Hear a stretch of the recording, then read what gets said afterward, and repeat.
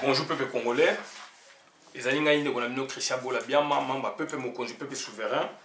Tu es pour le toujours makambo ya mboka parce que des ordres des alliés makasi parce que banguna ba côté la biso na Congo ba s'installa et les loyo et commis pour la to bimisa bango et commis ba stratégie belé difficulté pe koti na kati. Yangwana toye lelo yo na contribution au biso toza nango to expliquer bino place nini kanambe avandaka soki lelo mobule bimelie place nini kanambe akobata maka place nini kanambe achaka motema malgré que azana kingakati malgré que azana palais national de parlement le vrai parlement congolais. Donc kanambe azala kanakata bunker. Tu vas expliquer bino le bunker ezali nini ezali souterrain na Kinshasa ezalaka ou ezalaka te ezalaka. Donc tu vas parler bino na solo wana. Donc pour na koyeba ezali secret moko wana kobomeza te. Puisque ba souterrain en apoto ba lobaka yango ba documentaire ezali ba souterrain même ya ba armée ya ba boye et les loyo tozali ko loba yango puisque gouvernement na régime eza na place ezali ya ba congolais te yango le sengeli to loba et to ko loba yango donc ba ndeko na ngai to lelo awa pona ko expliquer bino clairement que Hippolyte Kanambe akokaka pression te, ça c'est de 1. Donc azali yumana nous na ndenge na nous ya mutu boye naturellement. Donc azali mutu abobangi makasi et a forgé attitude mususu, donc comportement mususu par rapport ya armée oya sali milice oya sala par rapport aussi à responsabilité oya azui na mboka na biso. Mais ba entourage na ye batu oyo ba yebiye ba information circuler un peu partout. Ça fait aujourd'hui 17 ans, Toloba presque à un pouvoir, 16 ans et demi. Donc, tu as eu l'information ébélée concernant Moutouana, président de la République usurpateur. Bande Konangaï, le 19 décembre, à partir du 19 décembre, donc au Kanambe, Azareki Yako, Kima. Rassemblement, opposition et PC pouvoir. Voilà le deuxième fait. Premier fait, soulèvement populaire s'amène à Kinshasa de façon organisée. Le 19, le 20, le 21, 2015, Hippolyte Kanambe a komaki penako kima. Donc expliquer bino a ina kata bunker anwe zalaka wapi. Azayi penako kima pona akende et puisque soulèvement ndenge yaki ampleur bene ko joama donc banga batu banga on ne sait jamais, Batubanga va se diriger vers Gombe, République de Gombe, en découdre militaire wana et population mususu elingesu ko se joindre na population wana donc ngezala donc population moko moyeba maîtriser zate et bomona ki Vita Kamere musala oya salaki accueilli donc na ba stratégie à sacrifier Baninga, donc voilà, à écourter un peu Elan ou à stopper Kiantoloba. Bande Konangaï, Rwandais Bazali Mingiti, ou Bazako diriger Congo par rapport à la population de Zanango. Bien sûr, le gouvernement Bazara Mingiti, mais Batouana Bazali Batouako Banga, Batouana Bazali Batouako pression sur Yeba Kimaka. Nayebi Sabino, Hippolyte Kanambe n'a parlé de la nation pesa vandaka hélicoptère ezalaka wana soki ma kelele mubube makasi a ozo hélicoptère ba kano rapide ezana kati braza et surtout les amis hélicoptère na kano rapide toujours le babongo puisque to yoki ba yebisi biso et puis ezali pe ba stratégie mususu oyo pe binemi bazwaka pona kokima. Donc, tu es Sabino et le lot de Sabino, Kanambe, Bango Nyos Touba Rwandais Bazali na Gombe. Pourquoi Gombe? Puisqu'ils allaient bien structurés. Pourquoi Gombe? Parce que toutes les infrastructures, en quelque sorte, elles éparpillées à travers la République, un peu ezali kuna parce que na Gombe wana aussi ba koki ko transformer boulevard du 30 juin en aéroport moko spécial et na Gombe wana pourquoi parce que akenda na palais de la nation alors que palais présidentiel ezali Mongalema puisque y a palais à gouverneur général na époque il était indépendant du Congo et puis tu vois bokonzi ba gouverneur généraux peut basaï pe la période de sous ya Congo belge et puis tu vois bokonzi président Kasavubu avant d'akikuna puisque ezali palais ou ezali qui a représentant à roi c'est-à-dire représentant à roi donc c'est-à-dire chef de l'état d'où il y a un président Kasavubu avant d'akikuna et boye comme on a sous président de la République Mobutu avant d'akikuna mais af delta moye ba boyi parler de ba boyi Mongalema ba yesiko wapi ba na parler de marbre Musée Laurent Désiré Kabila aboyi Mongalema aina ba réseau ya zaleki nango ba yesiko wapi ba na parler de marbre Hippolyte Kanambe tango abomi papa na ya mobokoli ya sali nini akei wapi akesko na parler de la nation. Pourquoi parler de la nation et non parler de présidentiel Mongalema ou Stalinville à l'époque, Stalinville, et non aussi parler des marbres? Parce qu'il y a un bunker. Ce monsieur est allé s'installer là-bas puisque lui, dans sa tête, c'est le trésor public, c'est l'argent. C'est l'argent, le trésor public qui donne au Mboka. Bah, minéré à Mboka. Près, il y a banque centrale. Près, il y a palais de la monnaie. Et bandeko nangai, tout ça pour révéler bino lelo. Il y a un tunnel, il y a un bunker ezali ko relier palais de la nation na palais de la monnaie donc banque centrale. Parce que gouverneur azalaka donc tunnel ezali wana donc il y a un souterrain. To benga au bunker parce que na kata souterrain on a des parts et d'autres il y a des appartements. Donc à peu près, ça peut faire à peu près 500 mètres. Où ils allaient relier donc au palais des monnaies, donc banque centrale, na palais de la nation. Raison fondamentale, Hippolyte Kanambe akena kovanda kuna aboya Mongalema, aboya palais de la nation, puisque pour naïe, ils ont une insécurité. Et sécurité na ezanini, puisque quand beaucoup y a les gens qui attaqué na palais de la nation, azali wana ta azana souterrain. Azarana souterrain wana 500 mètres donc c'est à dire on a attaque déjà il y a le 19 le 20 le enfin sur le map populaire ça met le 19 le 20 le 21 et ça met na Congo 2015 Hippolyte Kanambe Jeannette Kanambe Zoé Kanambe bande konaye bakitaki na bunker bakitaki na tunnel wana donc na likolo kuna batiki ba soda ba kangi ba barrière makasi donc makambo il faut yeba yango. Donc, ba barrière makasi ba Rwandais ba tona ikuna et yazaki na kacha bunker na tronçon na souterrain reliant palais de la nation et n'est-ce pas palais de monnaie ou donc banque centrale. Tronçon les à 500 mètres souterrain zali place yé à Batamaka. Kinga kacha kinaka fermé à Kea ya bibatu à celle ba ventile mais soka moni situation sécuritaire. Il y a Mboka ezali bienté. Lui n'a pas construit ce bunker. Donc, dans une situation ezali bienté, Ayaka il s'éterre dans ce bunker. Raison pour laquelle vous voyez, il a jeté son dévolu sur le palais de la nation.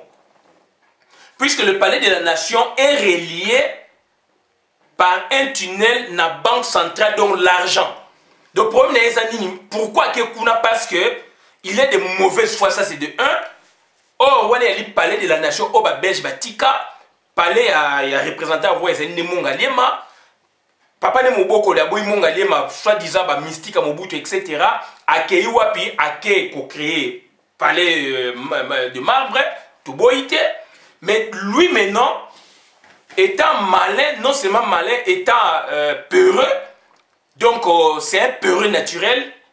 Et qu'est-ce qu'il fait? Lui, maintenant, il va maintenant s'éterrer dans le bunker. Puisque le long, on a un appartement de gauche à droite. Donc, famille na étant mobulu ezalaka tant bino bo ça ba bêtise da bino lui il se terre là-bas so bokela kingakati akoki kozala mais azati so boye na parler de la nation boko lukaye na likolo azate azana tunnel wana et tunnel wana fait 500 mètres et de part et d'autre il y a des appartements et azali relié na monde na ba communication technologie makasi il est bien il mange il est tranquille ba bureau na zo travailler kuna donc voilà un peu les kambo tongoto sabino donc bandeko lelo yo ba congolais to comme déterminé il faut en découdre na batouana il faut en découdre na batouana il faut que bombarder bunker wana il faut que buka bunker wana donc surtout nous doit atteindre kanambe il faut que buka bunker wana bon moi ndenge ba bimisa Saddam Hussein na ba bengi avec na bunker ba comme benga ngo trou ara donc c'est la même chose il y a zali ko se terre kuna mais c'est bien aménagé etc donc ce qui problème le yé makasi ya on to lo ba to yebisa bino bo il faut que buka république à Gombe makam na bango nyo sezali kuna vi na bango nyo sezali kuna il faut que buka république ya Gombe ambassadeur ya Rwanda na Congo qui est leur frère tant mobulu isalamaka azalaka na bunker wana na kata bunker il y a autant d'appartements donc il y a une sorte de bureau d'appartement donc bafanda kawana donc beaucoup ko luka bango na partout na Congo beaucoup mona bango te azali et jamais yim da sali yango idée peut imaginer que bunker ezalaka wana ezalité parce que ezali biloko oyo Mobutu asalaki yango exprès parce que mbongo tango ebimaka na banque du Zaïre officiellement ebimaka na grande porte par le haut o bato nyonso ba yebi ba moni ba mituka ezokende escorte militaire etc mais par contre maintenant ba mbongo oyo ebimaka ba mbongo ya mabetolo ba mbongo oyo ezobima oyo ba limité ke administration ya banque ba mona ba limité ke na tronçon wana côté ya Gombe wana parlement ba boye ba mona te qu'est-ce qu'ils font il faut sortir des mal il faut sortir de fonds par ce tunnel. Le tunnel là, donc le tunnel que moi j'appelle bunker, puis ils allaient transformer la bandakou, de part et d'autre le tunnel est là, mais de part et d'autre il y a des maisons, Bazalakawana, on a bien bunker, mais le tunnel là sert de lien entre Parlement et Palais de la Nation. D'où il a voilà, élu de domicile dans le Parlement, donc a élu domicile dans le Parlement de sorte que mbongo oye bimaka oye ba milliards ba lengo d'or ba boye ba réserve ya Congo ba devise etc et bimaka par le haut et bimaka par le bas mbongo na soki bimi et yena tunnel mutu pa komona te ba rwandais azukuna ba kei nango ba pesi ba rwandais hélicoptère ou benini ba kotsa na mituka ou benanzela bato ba kano rapide et ke kingakati et ke Rwanda et kati Braza etc. Dernièrement, tout le monde a qui plus de 87 millions de dollars. Au Bakanga na Congo Braza, il m'a qui na tunnel wana.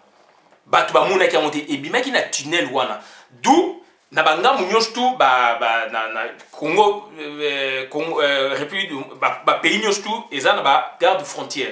D'où il y a un ba intercepté qui a de l'autre côté, ba mbongo ne m'a qui koloti par le haut, mais par le bas et bien par le bas. Et l'équipuna hélicoptère ezalakaona et on dit ça bino soki ba a okima hélicoptère ezaliwana ba canot rapide ezali na sewana donc bazana ba bateau na bango do ba mbongo wana ba tchaka ba bimisi yango ekei et kati de l'autre côté mais malheureusement Braza akanga ki ngombe suite ke na wapi et banti donc voilà li kamtongo sabino aujourd'hui on a la précision Hippolyte Kanambe tant azalaka na ville à Kinshasa. Tant danger est la cahier quand il semble que le pays est en insécurité, puisque un pays a toujours une insécurité, d'où parler de la nation bino moniwana où il a transformé en na palais présidentiel, mais en sous-sol, azali na bunker, en cas de danger, il quitte le haut, il se terre dans le bunker. Donc voilà un peu les Kamutongo de Sabino a privé toute une nation, la structure moko toloba adapté na parlement ya Congo, na parlement puisque ça ba belge me doit tika ngo structure o batika ki pourquoi batika batonga ko pemena na mai batonga ko kuna il y a des raisons parler de la nation de totanga ki to koli yango wana ye abomi yango comme si palais présidentiel non seulement na raison que insécurité ou bien la raison non, il n'a pas justifié ça. Aujourd'hui, on a des réponses parce qu'il y a un tunnel, lui, il voit l'argent. Donc, il doit être aux côtés, n'est-ce pas, ou près, n'est-ce pas, il y a palais des monnaies. Quand il y a un problème na biso et bandarawapi na bakingasani, na ba mombele, na banji, le temps que ekomaka, na ba kasavubu, ba nini, lui, il se prépare, donc gouverneur à sa disposition na ye, ba au côté ba vider caisse. Il y a l'État par les sous-sols et côté na ba bateau et côté na ba avion, na ba hélicoptère, etc. Ba kei. Donc voilà la raison fondamentale où il y a na palais de la nation. Donc Congolais, vous avez déjà les éléments. Bandeko oyo bazali pe ko bunda pona ko bengana ye, ba civil ko ba militaire. Voilà maintenant donc on connaît là où lui il se cache. Kingakati oui, wana elika pona ko tromper batu. Mais lui il se cache avant daka mingi soki danger commis ayaka mingi nanzela mai palais de la nation à Mati à Koti na bunker. Voilà donc ba stratégie donc endroit où il y a se cachera na famille na Mobimba. Donc na ba manif ou esameka makasi manif ou pas quand il y a insécurité et na butu azara likolote. Na butu na palais de la nation boke kuna azara kuna da azali ezali présidence mais ezali attention ezali administration ndenge ya commission bongo administration mais ezali aussi résidence na ye. Yango résidence ya likolo ezali résidence na ezali. Donc résidence na bureau donc partout na tout na banque centrale donc eza relié par ce bunker par ces tunnels donc yango yé à commission présidence de la République. Qui dit présidence de la République Mobutu a la présidence de la République na mongalima avant da kuna makamtu kuna misali za kuna. C'est la même chose na et hier il y a on na mbongo. Olega ko no mbongo misika non puisque chaque jour mbongo kotaka na Congo. Mbongo ekota puisque ba transaction zo salama misali zo salama mbongo zo kota ba devise zo kota makambi ba commerçant mine ba zo ya ba déposer ba fonds na bango kuna etc. D'où maintenant lui qu'est-ce qu'il fait quand il a besoin de sous a robenga mutu na ye coup de fil ba kiti na mona se bino na banque na likolo na bo monelo monter et banque ne toni mingi na ba rwandais. Donc voilà li comme to yegi wa website bino to shuki awa bola na vidéo malamu boye baké palais de la nation ezali relié na tunnel wana ya 500 mètres ezali relié de l'autre bout na banque centrale donc palais de la nation. Donc palais de monnaie. Donc ça dire ailongwa aboya mongalema aboya mongalema aboya palais de marbre andima wana. Pourquoi? Parce que non seulement ACR et Komaki parlement ad hoc n'a palais du peuple wana yi parlement ad hoc en attendant que marmé bongama pona bazonga na palais de la nation yesko ya yeso nini aye kovanda puisque tant ba étudiant ba yebisi mécanisme wana amoni place on na sécurité na ye. Tant que tu détruis tunnel Wanate, tu réussir Kanambete. Il faut d'abord arriver à détruire ce tunnel-là. Donc, ça dit qu'il faut attaquer, notre banque centrale, qu'on attaquer le palais de la nation et bunker les tunnel les alliés à 500 mètres. Et il y a Wana famille, Nyos Bakimagawana, Basa Misana, Vanda Kande Wana. Bako Sabinote Kingakati, Oboe Boe, Vanda Kande Wana na bunker. Kingakati, oui, avant d'arraper, tu vois idée. Palais de la nation, oui, avant de ramener le colo, non, mais avant de ramener bunker wana, Nabutu, azarana bunker wana, tunnel les a pour relier deux extrémités. Palais de la nation, banque centrale ou palais de monnaie, sur le télémi, pour banque centrale, palais de monnaie déjà ajoute, il y a banque centrale originelle, nous tous les alliés Sikamogo, sur le télémi, on joue le palais de la nation. Busso de temps la télé de Kalina na yebi côté wana. Taba on a palais de la palais de monnaie, to Keneguna to yebi wana. Donc tunnel les alliés wana.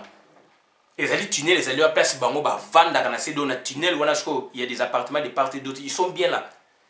Donc ambassadeur il y a Rwanda, soki ngindi na Kinshasa ayaka wana. Il y a Burundi ayaka wana, il y a Uganda ayaka wana. Donc il y a autant d'appartements na se wana. Et place il y a vanda na ba ndekone ba tuti power ba militaire ba vandi likolo ba kangi bank ba kangi. Ya ngol ba vanda côté wana ba benga ngoni ni République ya Gombe. Voilà bo kabola vidéo bola na yango donc ba militaire na biso ba mercenaires ya ba congolais ou ba congolais ba kozwaka lobby pour na ba découdre na batouana. Il faut attaquer palais de la nation et la banque centrale. Quand vous arrivez à neutraliser les deux institutions, on les aura comme donc on va les asphyxier parce qu'on aurait, n'est-ce pas, bouché les deux extrémités et on va les sortir un à un. Puisque bah vanda rande wana. Na moi ibomoni bango likolo ba seba sénéro na butu, ils viennent se terrer là. Na parlé de na chose boye boko ko raser même boko mona mututi. Bango ba kitaka na se, na sous-sol. Et c'est un grand tunnel et donc comportant aussi autant d'appartements de part et d'autre. Voilà un peu les camoutons de Sabina Wana. Donc il faut que Bouka République ya Gombe. So Bouki République à Gombe et aujourd'hui parti Oyo Sengel qu'on neutralisé parti Wana. Na Congo na Biso et surtout na Kinshasa, je ne sais pas s'il y a encore un autre tunnel yande Wana. Eux maintenant quand ils l'ont découvert, il y a un moment où Vanda Wana palais de la nation, présidence, tout ça, réseau fondamental des tunnels Wana. Merci beaucoup la vidéo madame Bokabolango, ngai ndeko na bino Christian Bola bien mama peuple souverain. Toza ba sinzi na bino, toko tikate, toko lembate, toko loba, makambo esengeli, ezali information fait panzana, ba documenter ba sala na poto ba galerie na bango sous-sol, ba tunnel toye bien, il faut congolais ayeba tunnel ezalaka wana place ba rwandais ba vanda et évidemment ba pona ils ont élu domicile à palais de la nation. Ils ont pas battu bunker. Merci pour la vidéo.